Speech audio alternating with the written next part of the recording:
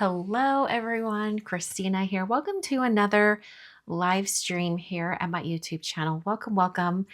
Today was the first day of my release for March 2026.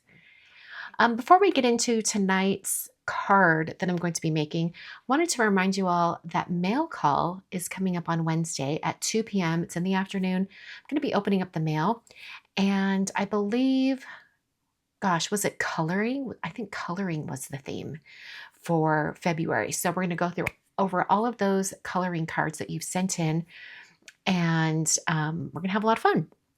As for tonight, like I said earlier, today was the 9th of the month, which means there was a brand new release over at Concord and 9th, including my line with them.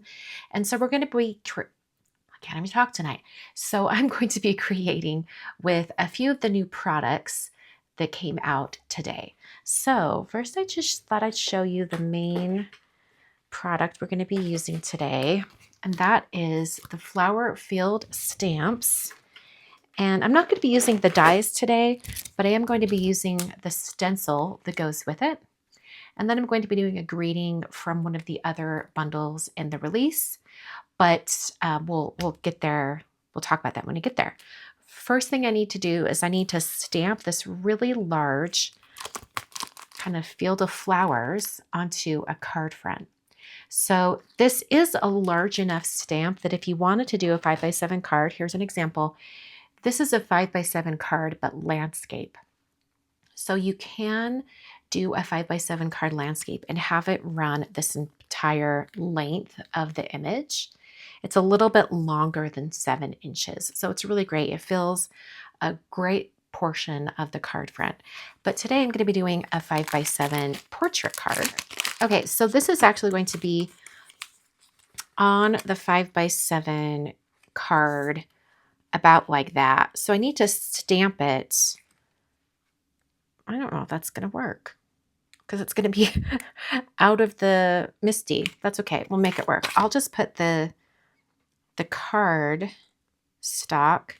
I'll stick it down. It's going to stick out the top of the MISTI, but the main portion that's going to be stamped is down here at the bottom, so it should work out. I think I want it about like this. I'm planning to have the greeting that I'm using today is going to be kind of in the center. Sorry, pull this down. Center top. So I want to make sure that as I arrange the flowers on the cardstock, that I have kind of like that, kind of like a little dip there. So I think I need to slide this over just a little bit. Okay, we need it about right there. An ink that works really well with ink blending. Now, this is a pigment ink. It will need to dry. I'll speed it up with the heat tool. But if you're having problems with your lined stamped images, smearing with any ink blending on top, you might need to pick a more waterproof ink. This one happens to work really, really well. And in the whole Versafine Clair line, they actually have quite a few different colors. So if you wanted to stamp in like a brown or even like a navy, I think that would look really pretty. Now this is a really big image. I'm trying to make sure I walk over every single section. And then I'm hoping for a really good image. See, I totally missed that spot. So let's press down right there. I'm going to come back and just get any of these spots that I missed. Other than that, that looks really good.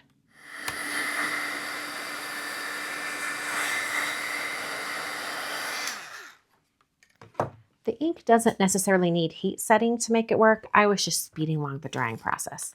The 3 colors that I'm using for the sky, I want to keep it pretty pale. I don't want it to be too intense. So I'm going to start with Buttercup. So I'm just going to kind of bring it across. It can go a little bit into the flowers. That's not a problem. I just want to make sure that it looks like the yellow is really fading into white. That's all I'm going to do for now. I'm going to bring in a little bit of Sweet Pea. Now these really big brushes from Pinkfresh are coming in clutch for this because I don't want to bring in too much ink right now. I want it to be really soft. In my head, I was kind of thinking, I want like a really soft kind of summer sunrise. Something really pale.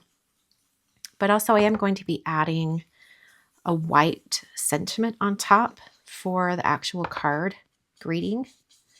So I want to make sure that there's enough color that it's not, the white won't get lost. You know what I'm saying? I want there to be enough. And if I cut out my die cut greeting later and then the white is getting lost because the background is too pale, I can always come back and add more ink. And now I'm going to come in with Fig. Now Fig can be really strong.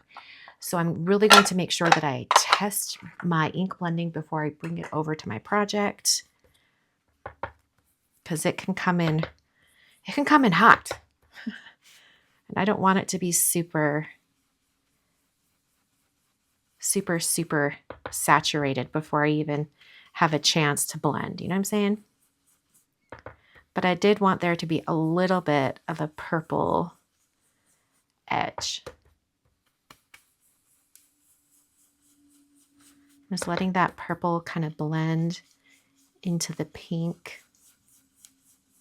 We want a really, really soft blend.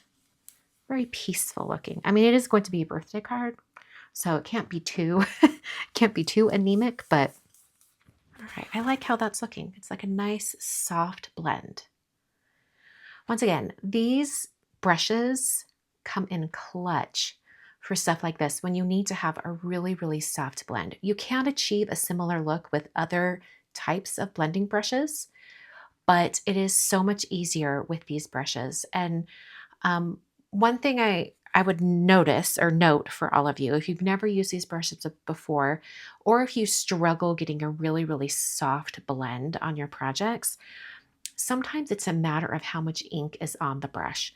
So if you get into the habit of ink blending on top of paper like I'm doing, this is just cheap copy paper or like printer paper. If you get into the habit of every time you go to take your ink to your project, stop and kind of tap off like I was doing, like all of this really dark purple.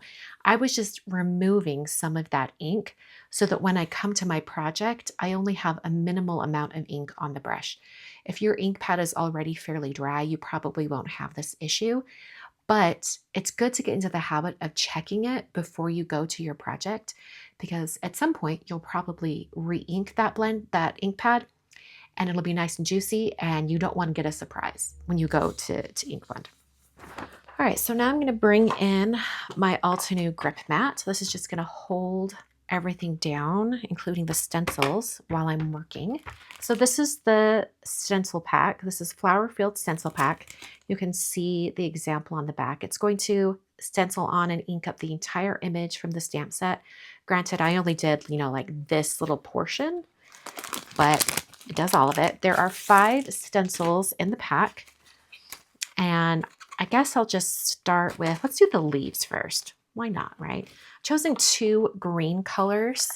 I'm using Eucalyptus and Rainforest. I'm going to start with Eucalyptus, but I might bring in a little bit of Rainforest, maybe to do a little bit of shading on these areas. Haven't quite decided what I'm doing. All right, so I'm going to bring in this Eucalyptus. Okay. While we've got this stencil on here, let's switch to Rainforest. This is a much darker green. In fact, I'm going to check. Not too bad. I was hoping it wouldn't be too juicy, but I'm just going to bring in a little bit of Rainforest, just like at the bottom of the leaves. Just give them a little bit of like a different color, just right at the bottom. This leaf is in front of the other, so I'm actually going to grab, let's see, I can probably just use a Post-it actually. I'm going to grab a little bit of a Post-it I can even tape that down a little. I'm just being a little picky, but I think have like a little color change right there looks really nice. With a microfiber cloth, then I'll lift up the stencil. There's the beginning of our blend. I've still got my Rainforest ink pad right here. So I think for this one, I think what I'll do is I'll put down a nice layer of Rainforest, and then I'm going to come back and just put a little bit more ink down so that we can get a little bit of that shading at the bottom of each leaf. All right, I think I do want to get maybe like the base of these leaves to be a little bit colored differently. So I'm actually going to make myself a little makeshift mask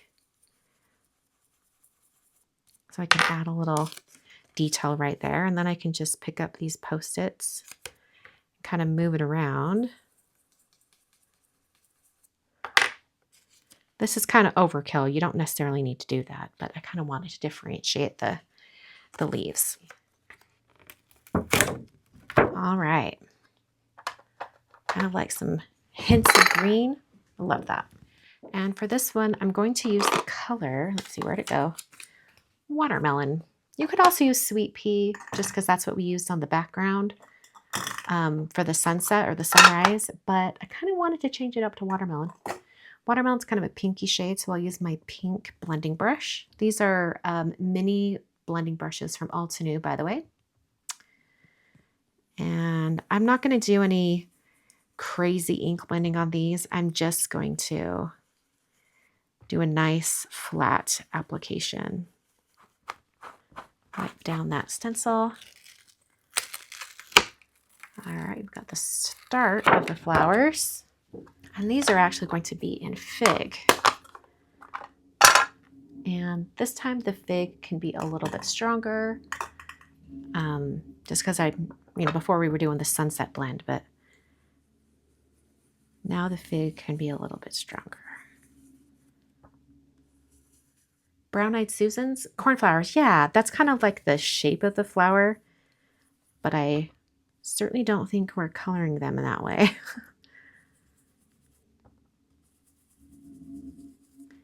Okay, get a little more Fig right there. Wipe this down with my microfiber cloth once again. Oh, that's really pretty. I like that. Close enough right there. I'm going to switch to Buttercup. And I'll grab a yellow blending brush. And I'm just going to bring in this yellow. Like I said, it's going to overlap that pink and give it kind of an orange color. Now, if you wanted to do these other flowers a different color, these right here, you could do them separately. They're far enough away from the flower centers that you could do that. But just for simplicity's sake, I'm doing all the same color on this one stencil. Pretty cute. I like it. That Fig is almost a little too intense, but that's okay. So we need to figure out the greeting for this card. So I thought it would be kind of fun to mix different products in the release. So for this card, I'm actually going to be using the Big Day birthday stamps and dies. So I'm just going to have it say happy birthday, and then I'll have another sub greeting underneath. I happen to know that I want the happy to be die cut. So let me get these dies out. And I'm going to be stacking them today. I probably want 4. So I'm going to take some Altenew, an Altenew adhesive sheet. This is 80-pound cardstock. The adhesive sheet does add quite a bit of bulk to the cardstock, and I just realized that I get a better result if I only do this on 80 pound. I'm going to put that die right up there.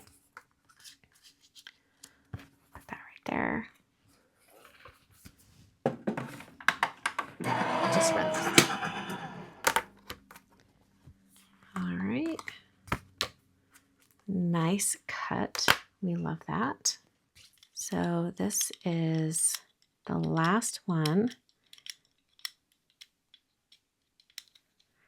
And then we're going to do some stamping in the MISTI so that we know exactly where we want to adhere this stacked word. I think watermelon would look really nice. I think fig would almost be too dark at this point. So I'm going to change my mind. I was going to have it be in fig, but I think I'm going to have it be in watermelon. I'm going to stamp this a couple of times just to make sure I have a really solid stamping. Perfect. Then I'm going to stamp the secondary grading in this one right here. Okay, about right there. I think that looks about right. I've got like cardstock sticking to me. All right. Then I'm going to take that same black ink that I used for the flowers, Versafine Clair Nocturne. And I'm going to stamp this very gently. I don't want it to blob out in any area. Lovely. We're going to adhere this to the front of a folded note card. And I'll just put some Tombow Extreme adhesive along each edge. In particular, I like to have tape runner for this instance because I like to get it as close to the edge as possible. Do you see where I have all the tape? I like to have it as close to the edge as possible. Card is opening this direction. I'm adhering from the fold because if it's a little too long or a little too short hanging off this end, then I can always just trim it with my trimmer. All right, so then we're going to have the happy right up there. Now I'm I'm second guessing myself. Maybe I should have had the birthday in purple in the fig. That's okay. Too late now. And I think it looks just as good in the watermelon. Okay. I've taken the release paper off the back of that. I'm going to grab some tweezers. I like to use tweezers so I can kind of get my hand out of the way so I can kind of see where I'm adhering it. Let me get this out, and I can also zoom in a little bit. Okay. Thinking about right.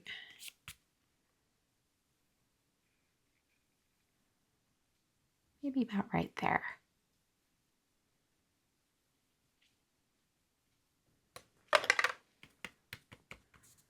And press that down. And then now all I have to do is stack the other three right on top. And it should be fairly easy because I have all the adhesive already on the back. So when I'm adhering this stacked stuff like this, I like to start on one end. I'm just going to start on this end, kind of get that stuck down, and then just move a little bit at a time and press down as I get things lined up. And then it stacks really, really well.